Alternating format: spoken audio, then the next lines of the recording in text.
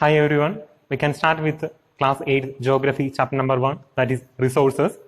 In this chapter, we want to discuss about what is resources, types of resources like natural resources, human-made resources, human resources, and thirdly we want to discuss the classifications of natural resources such as level of development and use, origin, renewability, distribution, and last we want to discuss how we can conserve the resources.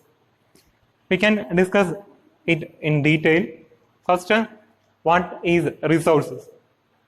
Everything available in our environment which can be used to satisfy a need is called resource.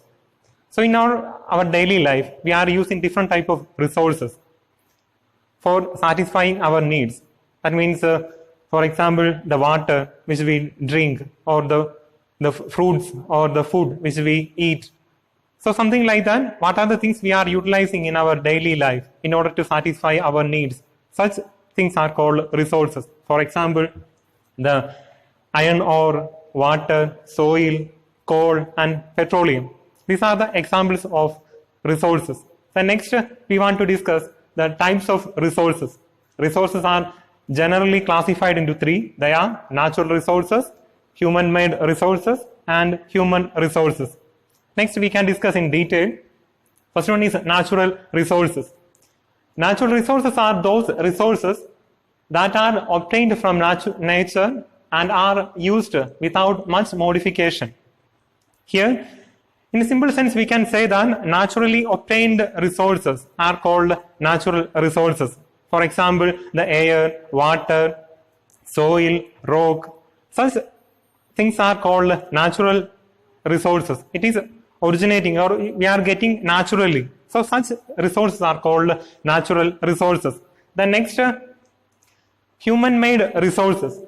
Resources which are created from the natural resources by the human being to produce useful products are called human-made resources like roads, machinery, vehicles, etc.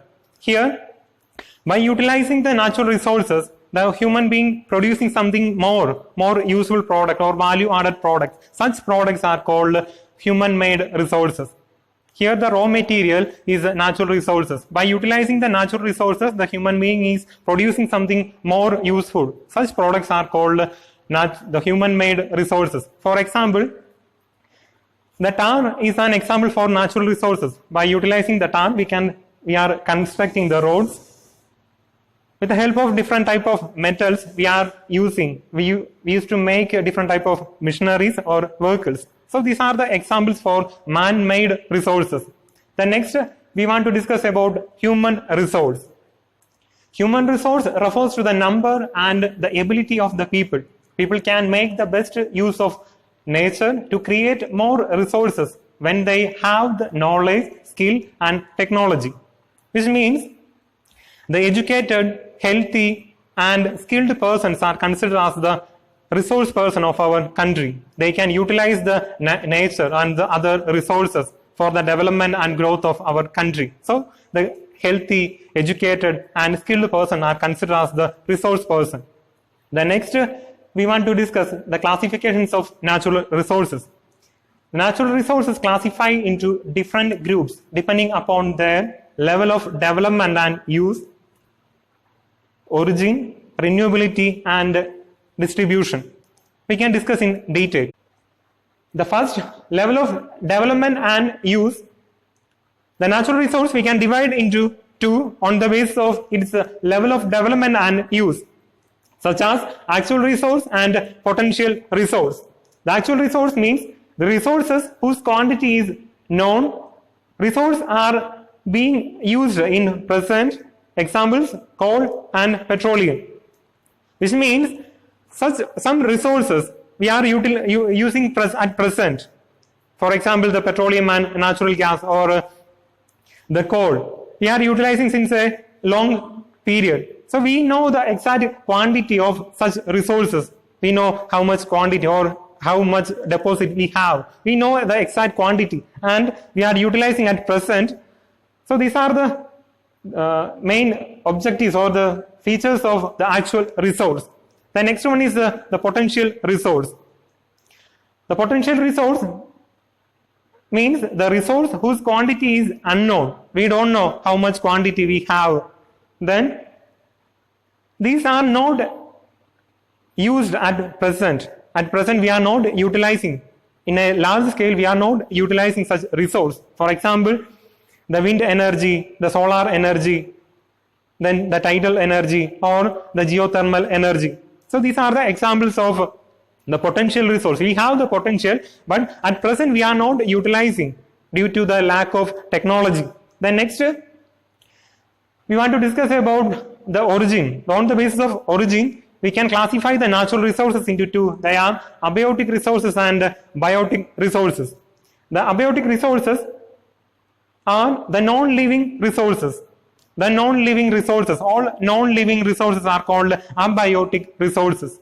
For example, the soil, rock, and different type of minerals or metals. So it doesn't have the life. So the non-living resources are called abiotic resources. And on the other hand, the biotic resources, which means all the living resources. For example, the plants and animals, it have life. So all the living resources are called biotic resources.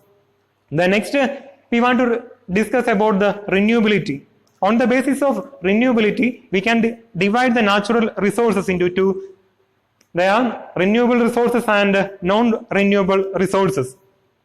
The renewable resources which are renewed or replenished quickly. We can recreate it or we can reproduce it quickly. Such resources are called renewable resources. For example, water, soil, forest, and sunlight. So we can recreate it or we can replenish it quickly within a short period of time. Such resources are called renewable resources. On the other hand, the non-renewable resources, just opposite, non-renewable. We cannot renew it in a short period of time. It will take thousands of years. The non-renewable resources, which may take thousands of years, be renewed or replenished. So in order to recreate or in order to reproduce such resource, we will take thousands of years. Such resources are called non-renewable resources. For example, coal, petroleum, and natural gas. The next, we want to discuss on the basis of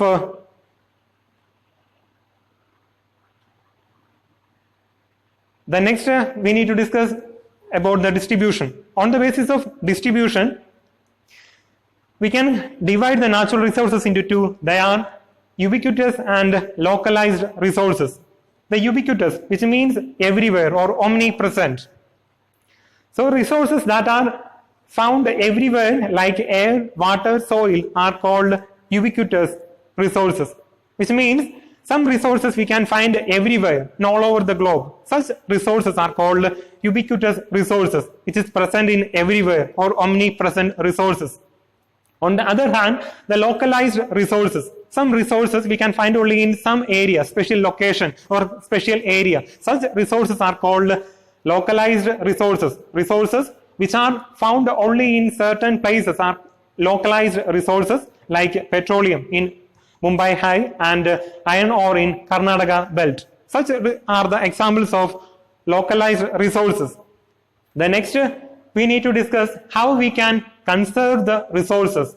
The conservation of resources refers to using the resources carefully and giving them time to get renewed. So here, the renewable resources, we already discussed about the renewable resources. We can recreate or renew within a limited period of time. Such resources, we need to use it carefully and we need to give them time to get renewed. Then we can use it for a long time. For example, in the case of forest or water, if you are continuously over exploiting such resources, it will perish or it will finish one day or quickly. So we should give time to them to get renewed. Then we can use it for a long time. The next, the sustainable use of resources refers to the balancing the need to use resources and also conserve them for future generation. Here, the non-renewable resources like petroleum, natural gas or coal, it have a fixed amount or fixed deposit. So if you are over exploiting such resources, it will perish one day.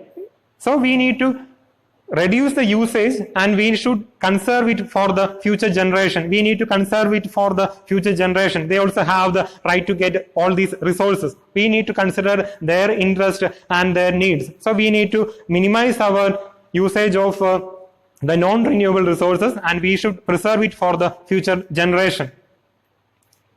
Thank you.